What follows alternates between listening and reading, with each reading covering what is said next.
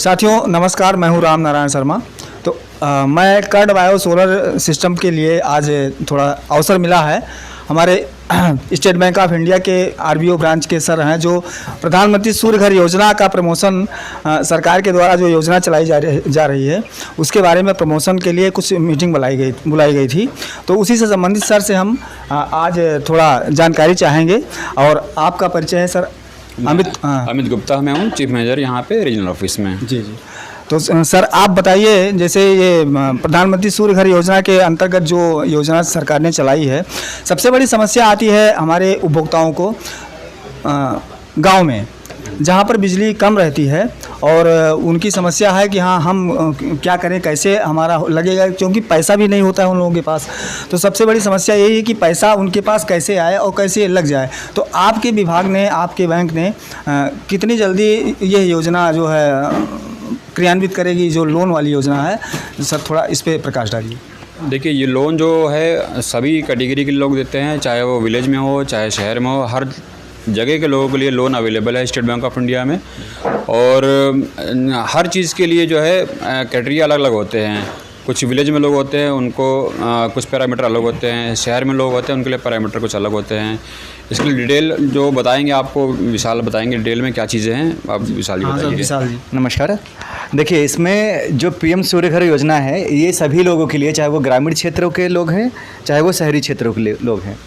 हम लोग 3 किलोवाट तक का जो लोन देते हैं उसके लिए हमें किसी भी प्रकार का इनकम की ज़रूरत नहीं है। जब हम कह रहे हैं किसी भी प्रकार का इनकम, मतलब हम कोई भी इनकम प्रूफ उनसे नहीं लेते हैं। मतलब हर कोई इसमें आवेदन कर सकता है जनसमत पोर्टल पे, बैंक से संपर्क कर सकता है और आप लोग वेंडर के थ्रू भी संपर्क कर सकता है। और 3 किलोवाट तक का जब हमें कोई डॉक्यूमेंट नहीं चाहिए, उनका 2 या 3 दिन के अंदर ये हम लोग सैंक्शन करके डिसबर्स भी कर देते हैं। 3 किलोवाट से ऊपर का अगर जब किसी को लोन चाहिए तो उसके लिए हमें मिनिमम इनकम क्राइटेरिया जो बैंक या गवर्नमेंट के द्वारा जो तय किया गया है वो 3 लाख रुपये सालाना इनकम है। अगर किसी की 3 लाख की सालाना इनकम है ITR में तो वो भी एलिजिबल है इसमें। अब डिपेंड करता है कि उसके घर पे स्पेस है कि नहीं है, रूफ पे उसका जॉब कैसी चल रही है, क्या कर रहा है, कोई सिविल में डिफ़ॉल्टर है कि नहीं है, कुछ बुनियादी चीज़ें हैं। अगर वो जो मापदंड है वो अगर उसको पूरा करता है तो कोई भी नागरिक भारत का इसके लिए एलिजिबल है।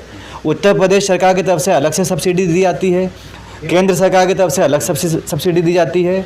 और हमारे बैंक में जो मीटिंग की गई है, हमारी सारी शाखाएँ, सभी शाखाओं में ये सेवा उपलब्ध है इसमें। जी हाँ सर, जैसे कुछ समस्याएं आ रही हैं तकनीकी रूप से कि कुछ फार्म जो अप्लाई किया जा रहे हैं जनसमर्थ पोर्टल पे वेंडर्स द्वारा, तो आपके बैंक में जाता है, उसके बाद में वहाँ से डिक्लाइन हो जाता है या जो है उस पर शो नहीं होता है, तो इसके लिए क्या मानदंड निर्धारित किए जाए? देखिए, जो अप्लाई होता है वो जनसमर्थ पोर्टल है। जनसमर्थ पोर्टल जो है ये भारत सरकार का पोर्टल है, ये बैंक का नहीं है। कुछ दिक्कतें आती हैं तो उसको हम लोग कोऑर्डिनेट करके ही कुछ कंप्लेंट करके कुछ रिजॉल्व कर सकते हैं। वो डायरेक्टली, चूँकि हमारे कंट्रोल में नहीं है जनसमर्थ पोर्टल, तो हम डायरेक्ट सोल्यूशन नहीं बता पाते हैं उसका, ठीक है। लेकिन हालांकि ये कंप्लेंट जो आप बताएं ये 100 में से 1 या 2 में आती है, बाकी सब में ये कंप्लेंट इशू नहीं आता है। कुछ टेक्निकल एरर की वजह से अगर कोई दिक्कतें ऐसी आ रही है तो उसका जो रेस्पेक्टिव जो उसका कोऑर्डिनेशन सर्विस डेस्क है, हम उन पर कॉल करके उसको समाधान निकाल लेते हैं। सर ये कितने दिनों में इसका समाधान हो जाता है? ये जनरली 4 से 5 दिन या 1 हफ्ता लग जाता है इसका समाधान मिलने में।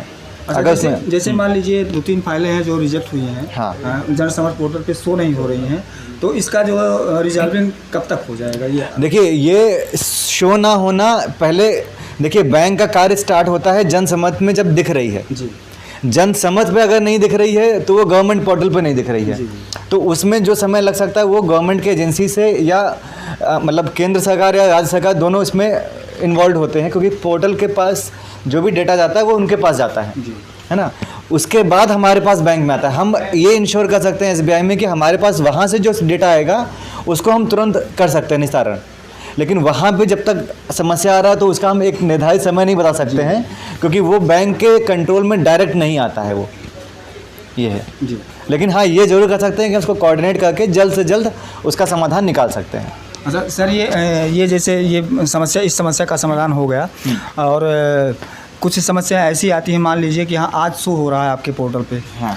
और दो दिन बाद वो फिर नहीं शो हो रहा है, तो इसके लिए नहीं, ऐसा शायद कोई 1-2 आया होगा टेक्निकल में, हाँ, बट आया जनरली है। ऐसा नहीं है। मैं इसीलिए कह रहा हूँ सर, जैसे वो हो सकता है जी। कोई टेक्निकल चीज़ें हैं, जी। कई बार पोर्टल पे कनेक्टिविटी का इशू है, कोई बहुत सारे अपडेशंस होते रहते हैं। जी, जी। कभी 1-2 केस में हो गया तो हो गया, उसका भी एक प्रॉपर अगर हम टेकअप करेंगे तो चीज़ें सॉल्व हो सकती जी। हैं, बट ये ऐसा सभी केसेस में नहीं होता है। नहीं होता ये। ठीक है सर। अच्छा सर, ये जो लोन अमाउंट है ये कितने किलोवाट से लेकर के और कितने किलोवाट तक आप लोग सैंक्शन करते हैं? देखिए, हम PM सूर्य घर की योजना। PM सूर्य घर योजना में हम लोग मिनिमम लोन अमाउंट जो सैंक्शन करते हैं, सॉरी 3 किलोवाट तक के लिए मैक्सिमम 2 लाख सैंक्शन करते हैं, और 10 किलोवाट तक के लिए अगर कोई अप्लाई कर रहा है तो मैक्सिमम 6 लाख तक सैंक्शन करते हैं इसमें। मतलब वेंडर अपनी सीमा बना के रखें, अगर वो 10 किलोवाट का लगा रहे हैं तो 6 लाख से ऊपर न जाए, या अगर वो जा रहे हैं। ये जो रेट फिक्स किया गया है, ये जो मार्केट में इसका कॉस्ट है जी। सोलर पैनल लगाने का, उसको देखते हुए स्टैंडर्डाइज कॉस्ट जो आपके कंपनी है उनसे बातचीत करके उसके बाद बैंक ने फिक्स किया है, तो उसमें कोई फ़र्क नहीं आएगा। 10-5 हज़ार का प्लेस टू प्लेस डिफर कर सकता है, बट ज़्यादा डिफरेंस नहीं आएगा। अच्छा सर, जैसे एक समस्या आ रही है देहातों में, शहरों में भी आ रही है कि ये ऑन ग्रिड और ऑफ ग्रिड में जो इन्वर्टर लग रहा है कि हाँ जब लाइट रहेगी तभी पैनल काम करेगा, अगर लाइट नहीं रहेगी तो पैनल नहीं काम, जिसका नाम है हाइब्रिड इन्वर्टर। हाँ। तो इसके लिए मतलब आप पूरे पे लोन कर रहे हैं या हाइब्रिड इन्वर्टर पे नहीं कर रहे हैं? कितने किलोवाट तक का कर रहे हैं? देखिए, जो इसमें स्कीम है हम लोग फ़िलहाल पूरे पे नहीं कर रहे हैं जी। क्योंकि ये ग्रामीण क्षेत्रों के लिए अलग है, शहरी क्षेत्रों के लिए अलग है। ये स्कीम की गाइडलाइन है, ये कोई बैंक के द्वारा निर्धारित गाइडलाइंस नहीं है। जी। PM सूर्य घर की योजना जो केंद्र सरकार द्वारा जो दी गई है, उसी योजना के तहत ही हम लोग दे सकते हैं। अब उसके अंदर अगर हाइब्रिड है तो हाइब्रिड, कल को कोई चेंजेस आता है कि हम of grid, on grid, hybrid सभी को दे सकते हैं, तो हम सभी को देंगे। जी। तो हम सभी लोग उसी स्कीम से बंधे हुए हैं। बैंक का कोई अलग से उसमें वो नहीं है डिस्कशन कि हम चेंज कर सकते हैं।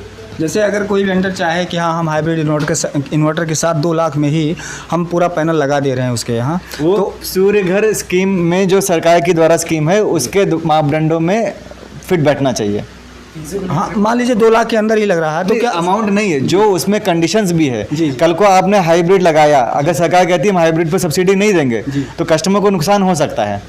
आपने तो 2 लाख में लगा तो दिया, लेकिन उसको सब्सिडी भी तो मिलनी है। जी। तो वो सभी चीज़ों को देखना होगा। ठीक सर। तो सर आपने बहुत अच्छी जानकारी दी, और साथियों हमें आशा है कि आप लोगों को ये जो जानकारी दी गई है सर द्वारा बहुत ही अच्छी लगी होगी, और आप पर्यावरण को बचाने का जो है प्रयास कीजिए। और जो सरकार की स्कीम है प्रधानमंत्री सूर्य घर मुफ्त बिजली योजना के अंतर्गत जो सोलर पैनल लग रहे हैं, हमारे बैंक के सर ने कहा है कि हाँ जो भी हमारी ओर से जो हमारे बैंक के द्वारा सुविधाएं दी जा रही है उसका लाभ उठाइए, और आप लोग पर्यावरण को बचाने की कोशिश कीजिए। हमारी ओर से कोई दिक्कत नहीं होगी, और जो भी सोलर पैनल में आपको दिक्कत आर्थिक रूप से आ रही है उसका समाधान हम बैंकों के द्वारा जरूर करेंगे। वो चाहे पूरे भारत में चाहे जिस शाखा में हो, हमेशा आपके साथ रहेंगे। तो आप लोग इस पर ध्यान दीजिए और पैनल प्रधानमंत्री सूर्य घर योजना के अंतर्गत इसका लाभ उठाइए। तो आप सभी को हमारी ओर से, हमारे टीम की ओर से, कर्ड बायो सोलर एनर्जी की ओर से कोट सा धन्यवाद। तो फिर मिलते हैं अगले वीडियो में किसी नई जानकारी के साथ। तब तक के लिए नमस्कार, जय हिंद, जय भारत।